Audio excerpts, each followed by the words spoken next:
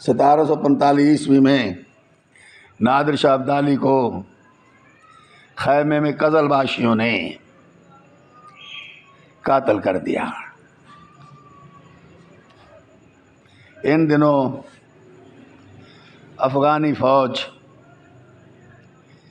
کے ابدالی دستہ کی کمان احمد شاہ ابدالی ہی کے پاس تھی۔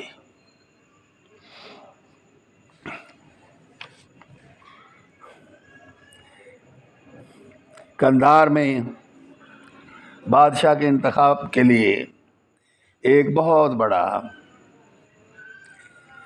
جرگہ منعقد ہوا، جس میں گلجی، ابدالی، ازبک، تاجک، ہزارہ اور بلوچ تمام قبیلے شریک ہوئے۔ نور محمد خان نے نادر شاہ کے انتخاب کی تجویز پیش کی۔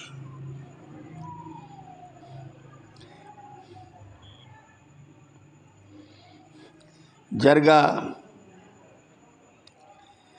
شیر سرخ کے مقام پر منعقد ہوا۔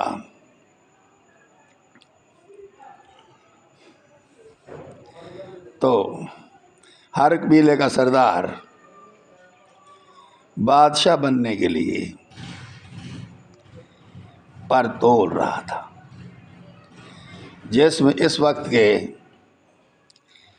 بڑے بڑے قوانین و سردار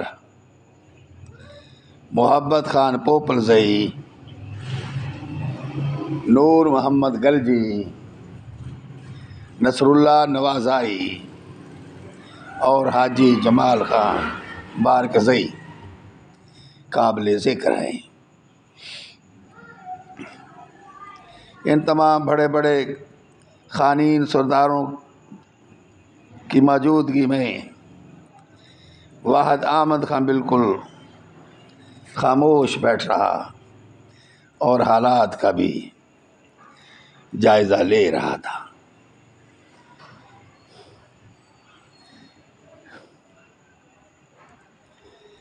لیکن جرگے میں ان کے قبیلے کے لوگوں کی تعداد بھی کم تھی۔ 9 دن تک جرگہ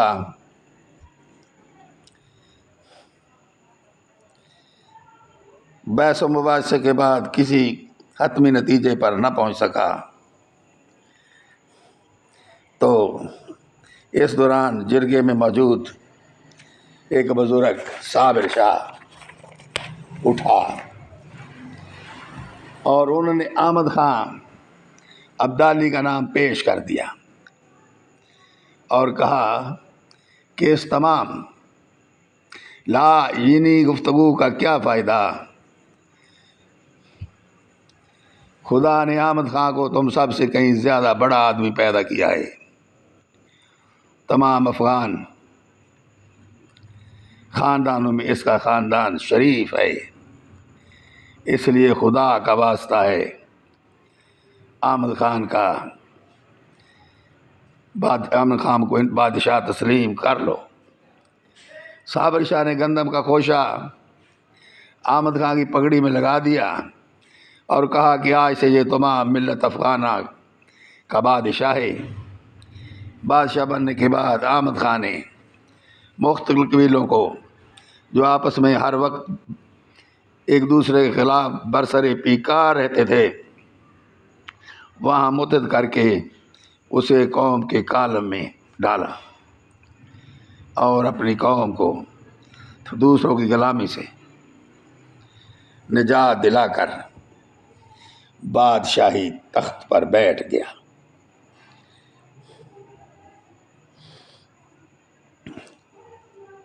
احمد خان کا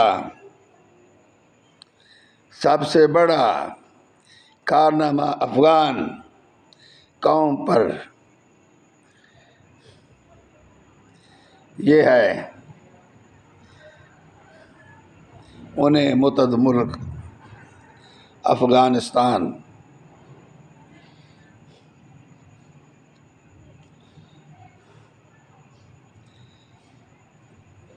دیا.